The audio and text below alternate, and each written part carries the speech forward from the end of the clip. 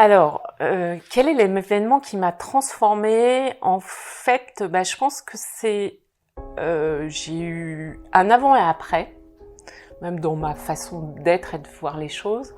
C'est quand on m'a diagnostiqué mon cancer en 2012, chose à laquelle je ne m'attendais mais tellement pas, parce que j'avais une vie à peu près saine au niveau alimentaire. Bon, je picole un peu, mais un peu. Donc voilà, avec modération. Et qu'on m'a découvert ce cancer, je pensais pas que c'était possible. Et donc là, ça a été un gros coup de massue. Gros coup de massue. Comment j'ai appris mon cancer? C'est en fait, j'avais dans mon sac à main une ordonnance pour aller faire une mammographie. Je devais avoir 7-8 mois, mon ordonnance. Je devais aller voir ma gynéco et puis je me dis, bon, si tu te pointes chez la gynéco sans ta mammographie, elle va pas être contente. Donc, je reculais le rendez-vous et je suis allée faire cette fameuse mammographie. Et au début, le radiologue fait une mammographie, échographie normale. Il me rappelle, il me dit, revenez là, Madame Poulou, on fait de deuxième cliché. Je me dis, bon, il est naze, ce radiologue, il a raté ses premiers clichés. Pas grave, hein, j'étais tranquille en train de lire sûrement un petit gala, je ne sais pas ce qui traînait dans la salle d'attente. Et puis arrive le troisième appel. Là, je lui dis, vous commencez à être pas drôle, monsieur. Je vous trouve désagréable. Et je le fais avec le ton de l'humour, pour vous dire que je m'y attendais pas. Et là, il me dit, non, parce que faut que je vous montre qu'il y a une mauvaise nouvelle et je veux vérifier. Et voilà, il me montre qu'il voit un tout petit truc infiltré. Donc nous étions un samedi matin. Et il me dit, ce serait bien de voir votre gynéco dans l'après-midi. Donc, inutile de vous dire qu'à Paris, samedi après-midi, avoir un rendez-vous avec son gynéco, c'est pas possible. Donc, et ça, je m'en rappellerai toujours. Je dis ok, et je me suis retrouvée dans la rue avec mes clichés sous le bras, avec le diagnostic. Hein, il n'y avait pas trop de doute à la manière dont il m'avait présenté la chose. Et là, je crois que c'est le moment où je me suis sentie le plus seule au monde. Parce que voilà, on vous parle de cancer, donc là on voit première image chez la mort, t'as tes clichés sous le bras, tu dois avoir ta gynéco dans l'après-midi, c'est pas possible. Donc voilà, c'était le moment le plus dur et où je me suis sentie le plus seule dans tout mon parcours après. Voilà comment j'ai appris que j'étais malade. Enfin, que j'étais malade. Je me sentais pas malade, évidemment. J'avais un cancer. Alors, comment je l'ai annoncé à mes proches? Je suis un peu bizarre. Je suis très bizarre parce que je savais pas comment l'annoncer à mes proches. Donc, j'avais mis une bouteille de champagne au frais et je leur ai annoncé à mes proches avec du champagne. Et je crois que c'est un truc qui était pas une très bonne idée parce que mes enfants gardent ça en mémoire. Maman, elle nous annonce son cancer avec du champagne. Donc, fausse bonne idée. Mais je savais pas comment faire les choses. Donc, j'ai annoncé les choses avec une bouteille de champagne. Leur réaction, j'ai pas des souvenirs précis, mais je pense que c'est la sidération et puis la peur. Ouais, la peur. Ouais, les enfants étaient adolescents, ils avaient 15 ans. La peur. J'ai pas eu de pensée noire à proprement dit. J'ai eu une période, parce que j'ai été opérée en décembre, j'ai commencé ma chimiothérapie en janvier. Comme finalement mon cancer était plus grave que ce qu'ils avaient pronostiqué au départ, j'ai eu une chimiothérapie avec dose de cheval, donc des effets secondaires fort peu sympathiques. Et pendant 15 jours, très mauvaise idée, j'étais sur Internet. Tu vois que tu as 80% de chances de guérir et qu'il y a 20% de personnes qui peuvent en décéder. Et évidemment, j'ai eu 15 jours où je me suis mis dans la tête que j'étais dans les 20%. Donc oui, j'ai eu peur. Alors j'ai eu 15 jours où j'ai vraiment eu peur de la mort et peur de laisser mes enfants. Ouais.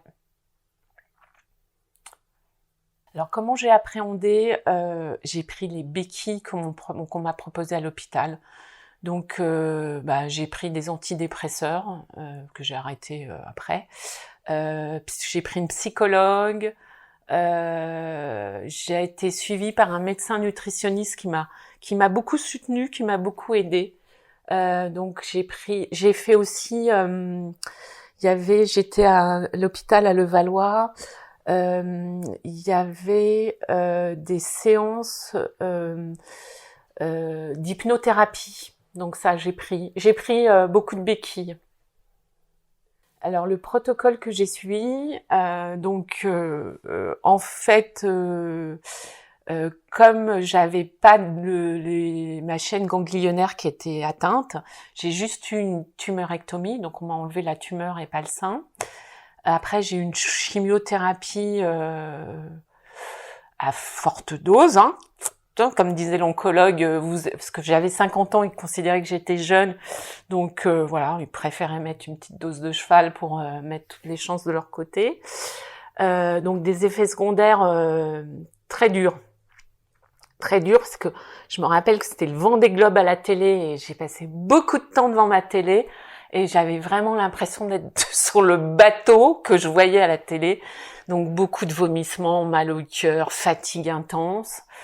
Après la chimiothérapie, j'ai eu de la radiothérapie et après j'ai eu de la thérapie ciblée, d'Herceptin, et après j'ai eu de l'hormonothérapie pendant 5 ans.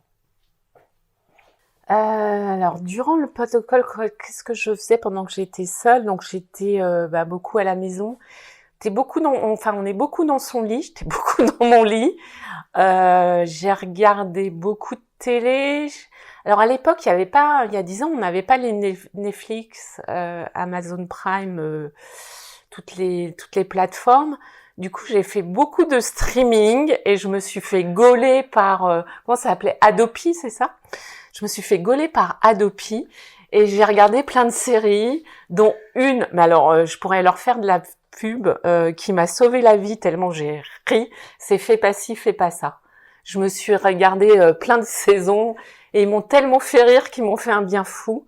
Là, je pourrais en faire la pub. Voilà, beaucoup la télé, t'es beaucoup dans ton lit. Et j'avais mon chien à l'époque qui était vachement présent, qui sentait que j'allais pas bien, mon petit cocker, et qui était là dans mon lit, sur mon lit avec moi, alors qu'il avait pas le droit d'être dans le lit tout le temps où j'étais malade, il était dans le lit. Qu'est-ce qui a modifié ces événements dans ma vie? Déjà, t'apprends ce qu'est la maladie. T'apprends la patience, parce qu'en fait, ce temps libre, on le passe beaucoup dans les hôpitaux quand même, énormément. T'attends pour avoir ta chimio, parce que on te fait tes analyses de sang, on attend les résultats. Tu passes beaucoup de temps dans les labos pour faire des analyses. Tu vois un cardiologue, un machin, bon bref, beaucoup d'attentes dans les hôpitaux, donc t'apprends la patience. T'apprends la patience. La durée du... moi j'ai été sous traitement avant l'hormonothérapie pendant 18 mois, ouais. Ça a duré 18 mois si on met tout bout à bout. Est-ce que ça a changé mon rapport aux autres? Oui, certainement. Je suis plus patiente, je suis plus tolérante, je suis moins dans le jugement, je suis plus calme. Je suis moins... non, beaucoup plus tolérante, moins dans le jugement,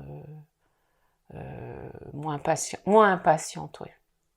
Comment j'ai surmonté cet événement? J'ai eu plein de béquilles, alors si je prends les béquilles externes, il y a une association qui m'a vraiment aidée, parce que comme je disais, j'étais beaucoup dans mon lit et je supportais pas d'être tout le temps fatiguée, de plus contrôler mon corps. Au-delà de la maladie, je supportais pas d'être essoufflée, de pas pouvoir monter un étage sans être essoufflée. Donc, par le biais de ma psychologue, elle m'a parlé d'une association qui s'appelait Camille Sport et Cancer. Et ils ouvraient des consultations à Levallois, donc juste à côté de chez moi. Et c'était en mars 2013, je m'en rappellerai toujours. J'ai été leur première patiente. Et et ben j'ai pu faire de l'exercice physique adapté parce que tu as des thérapeutes sportifs qui t'accompagnent et reprendre petit à petit c'est-à-dire c'est moi qui décidais le contrôle de mon corps et pas les médicaments qui décidaient que t'allais pas bien. Donc ça c'était hyper important. Donc c'est de la thérapie sportive qui était pas très à la mode à l'époque, hein, c'était il y a 10 ans et maintenant on en parle et c'est vrai, je confirme, ça marche. Ouais, j'étais accompagnée de mon mari. Il a toujours été là, il était très proche. Alors mon frère, ouais, je l'ai accompagné. Moi, il a été malade. Oui, mon frère, j'étais accompagnée de mon frère. Oui, de mon frère aîné qui était proche et qui lui-même a été malade, qui a été malade en même temps que moi et qui a eu un cancer du pancréas et que lui, par contre, n'a pas survécu. Donc oui, accompagné par mon frère et moi, j'ai accompagné mon frère aussi dans cette épreuve. Ouais, donc moi j'ai quand même eu, ouais, mon mari, mes enfants, ils étaient très présents, mais mes amis étaient là évidemment, mais c'est pas évident pour les gens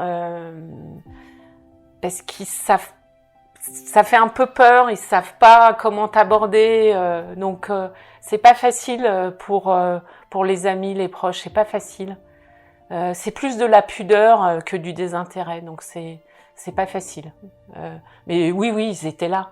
Non, franchement, j'ai eu la chance d'être accompagnée et pas être seule. Et c'est même mon oncologue qui me l'a dit que j'ai eu de la chance. Parce qu'elle a rencontré des malades qui n'ont pas cette chance. Ah oui, oui. Alors pendant cette maladie, oui, j'étais très proche de la RATP et des pompiers. C'est vrai, c'est qu'en fait, les médicaments donnent des effets secondaires pas terribles. Et moi en particulier, j'avais beaucoup de vertiges, de malaise et de vomissements. Et donc, et j'avais pris le métro pour aller voir une expo à Paris. Et je me suis évanouie dans le métro. Ils ont été et je crois que j'ai vomi, mais il me semble que j'ai évanoui, vomi, un truc sympathique. Ils ont été obligés d'arrêter le métro. Les pompiers sont venus me chercher, ils m'ont amené aux urgences à Levallois. Et ça, je l'ai fait 2 ou 3 fois. Ouais, 2 fois dans le métro, 1 fois chez Leclerc. Et donc, j'étais assez connue pour arriver avec les pompiers aux urgences. Et donc j'ai une amie, quand il y avait un métro arrêté, qui me disait « Non mais qu'est-ce que tu fous encore dans le métro ?» Donc ça c'est l'anecdote un peu drôle, du truc pas drôle. Ouais, effectivement, pour surmonter tout ça, j'ai changé des choses. Donc une alimentation plus saine, même si elle était assez saine, beaucoup plus saine qu'avant, et j'ai changé le sport. Je courais pas, je me suis mise à courir avec Camille Sport et Cancer. Et j'aime ça, j'ai découvert que j'aimais courir, donc je cours et je fais du sport. Ouais, je fais du sport puisque là les études cliniques le prouvent. Si on a une activité sportive, je dirais continue, et on limite les risques de récidive. Donc ouais, je me suis mise au sport. La parisienne, ouais, que j'ai couru, avec Camille Sport et Cancer. Et donc en avril, j'étais incapable de monter un étage. Et mes amies Valérie, Fabienne et Sophie m'avaient soutenue pour monter un étage. J'avais 85 ans. Donc je sais ce que ça fait à 85 ans, d'avoir 85 ans et plus de souffle pour monter les étages. Donc je pouvais pas franchement faire 10 mètres. Et puis on est parti en famille à la montagne, j'ai fait quelques petites randonnées pendant l'été. Et en août, je rejoignais la Parisienne, le Camille Sport et Cancer pour m'entraîner à la Parisienne qui avait lieu en septembre. Et j'avais vraiment comme objectif de courir cette Parisienne en 1 heure et pas marcher. Et je l'ai couru en 59 minutes et j'ai pas marché. Et c'était l'exploit du siècle et je me revois, mais tu vois, passer la ligne d'arrivée avec voilà, j'ai gagné le marathon, quoi, en 2 heures. Et ce qui était drôle, c'est qu'il y avait une équipe de télé qui nous filmait. Et voilà, ils m'ont filmé le truc, l'exploit. Donc 59 minutes faire la Parisienne, c'est pas un exploit, hein. Mais pour moi, ça l'était. Donc ouais, un souvenir extraordinaire. La Parisienne et aussi un deuxième souvenir vachement émouvant. C'était l'année d'après, c'est l'Odyssea avec une amie très proche et mon mari. Et ils ont couru avec moi l'Odyssea. Et ouais, c'était vachement chouette, c'était vachement beau. Et puis au boulot aussi, on avait dans l'entreprise où j'étais, il y avait, il faisait de l'associatif et ça se courait à Rueil-Malmaison. On courait pour des associations d'handicapés. Et l'année où je suis revenue au boulot, mes collègues, on s'est inscrites et elles m'ont soutenue pour courir. Donc, ouais, j'ai des beaux souvenirs pour me remettre sur les rails de la vie en courant, ouais. Une routine le matin. Ouais, j'ai une petite routine le matin. Je médite un peu. Je médite un peu pour me donner de l'énergie. Et alors, j'essaie, mais j'arrive pas tout le temps à avoir des pensées de gratitude. Qu'est-ce qui est bien, qu'est-ce qui est positif. Ça, j'arrive pas tout le temps. Mais c'est vrai que j'essaie. Alors, est-ce que j'ai eu recours à des médecines alternatives? Ouais, je dirais un peu à l'insu de mon plein gré. En fait, quand c'était au tout début de l'annonce de ma maladie, j'étais vraiment, je me prenais, waouh, un mur, un TGV dans la tête, j'étais déstabilisée. Et une collègue, mais vraiment dans le souci de bien faire, elle me parle de la bioénergie, que c'était un truc qui pouvait me faire du bien. Je dis why not, et je vais consulter une dame qui est dans cette technique-là de bioénergie. Donc je suis dans un Paris, dans les beaux quartiers, et j'ai une dame qui a une espèce d'antenne là, qui me passe le corps au crible, hein, et qui me dit une antenne, oui, comme une antenne de sourcier, oui, exactement. Truc comme ça, oui, exactement, une antenne. Exactement, c'était ça. Et qui me dit je vais pas être avec votre cancérologue, on va pas être d'accord. Waouh. Donc j'arrive pas, j'aurais été dans mon état normal, je prends la porte, je claque la porte, hein. Au revoir madame, merci. Et bah là on est quand même un peu fragile, je me dis waouh. Et elle me questionne sur mon alimentation et je prenais du yaourt au lait de vache et là waouh. Elle me dit que c'est du poison et que si j'ai un cancer, il faut pas chercher pourquoi. Je crois qu'elle me le dit comme ça, hein. Donc c'est hyper violent. Et mais je suis incapable de la traiter de charlatan et de prendre mes clics et mes claques parce que je suis assez cartésienne normalement dans mes choix et mon analyse des choses. Donc voilà, je reste un peu dubitative, mais je réagis pas. Et mais ça me perturbe quand même. Et elle prend une feuille où il y a plein de compléments alimentaires. Puis avec ça, mais en fait c'est drôle, avec sa baguette de sourcier, elle fait ça. Donc elle fait son ordonnance avec la baguette de sourcier et elle me donne ma feuille de course là, ma liste de courses à commander sur un labo sur internet avec un numéro de code et tout. Et je commence à commander, c'est assez cher, hein. Mais franchement, ça me déstabilise énormément. Je crois que le lendemain, à un repas, je pète un câble en famille en les traitant d'empoisonneurs parce qu'on avait du sucre, du lait de vache et je ne sais pas quoi, hyper dangereux d'après la dame. Et là, ma fille me dit mais maman là ça va pas être possible, là faut arrêter. Donc elle prend tous les trucs, elle fout à la poubelle et c'est là que je commence à être suivie par un médecin nutritionniste qui m'accompagne et qui me sauve de tout ça, hein. Et effectivement, c'est très facile de tomber dans ce genre de personnes au début. Donc oui, on peut prendre plein de béquilles, mais il faut que ce soit des gens qui soient médecins, kinés, qui soient vraiment reconnus au niveau médical. Sinon, attention, on est hyper fragile et c'est très facile de tomber. On est crédule, tu te raccroches à sur un charlatan. Donc oui, je suis tombée dedans. Alors que je suis plutôt dans un milieu scientifique et que je suis assez cartésienne. Donc c'est très facile de tomber.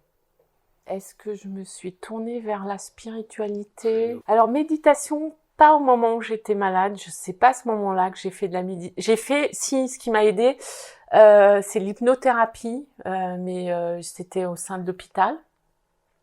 Ça m'a énormément aidée, surtout au moment des séances de radiothérapie qui sont très précises. Faut pas bouger d'un quart de tiers de millimètre, donc c'est vachement dur de tenir le bras en l'air sans bouger. Donc ça m'a aidée parce que je visualisais des images et ça me permettait d'être concentrée. Mais la spiritualité, la méditation au moment où vraiment de la maladie, pas trop, à part l'hypnothérapie. Les béquilles, moi mes grosses béquilles, c'est vraiment l'association Camille Sport et Cancer. C'était énorme. Comment ils m'ont fait sortir de mon lit, reprendre conscience de mon corps. En plus, j'avais un coach sportif, un thérapeute sportif qui était extra. Donc au moment de la Parisienne aussi, donc on était notre petite équipe d'entraînement, c'était que des malades comme moi. C'était très fort. J'ai eu l'impression de vivre vraiment une aventure extrêmement forte avec toutes ces femmes qui luttaient contre la maladie. Il y en avait des plus malades que moi, plus jeunes. Donc un moment très fort qui m'a énormément aidée. Oui, j'ai eu de la chance, énormément. Et je considère pas mon cancer, maintenant que j'en suis sortie, que je vais super bien et que je suis en pleine forme et en pleine santé, en fait, c'est un accident de la vie qui m'a, je vais dire, donné beaucoup de force, beaucoup de résilience et beaucoup d'énergie et de... Voilà, j'ai envie de bouffer la vie et que les choses que je trouvais hyper graves, mais c'est pas grave. Donc j'ai de la chance. J'ai eu de la chance aussi d'être tombée dans un hôpital où j'étais assez cocooning. J'étais pas un numéro, j'étais une personne, un vrai climat de confiance avec mon oncologue et les personnels soignants. Ça, c'est une chance énorme. Qu'est-ce que m'a apporté cet événement qu'on peut se relever de trucs graves. Il vous arrive une maladie. Après, la mort d'un enfant, je pense que non, on peut pas s'en remettre, mais de choses qui et puis ça m'a apporté, c'est relativiser ce qui est grave et pas grave. Ça m'a rendue plus forte, plus forte, plus philosophe, plus forte. En fait, plus forte. J'ai l'impression que je suis un peu invincible. Si, plus forte. J'ai un peu un sentiment d'être invincible. En fait, on va pas m'abattre tout de suite. Un événement très fort. Si, très fort. En fait, mon mari, qui n'était pas mon mari à l'époque, mon compagnon, il avait prévu pour mon anniversaire, mes 50 ans, un voyage à Madrid. Donc avant qu'on sache que je sois malade. Oui, parce que j'ai eu mon cancer pour mes 50 ans, ça c'est le gros cadeau des 50 ans.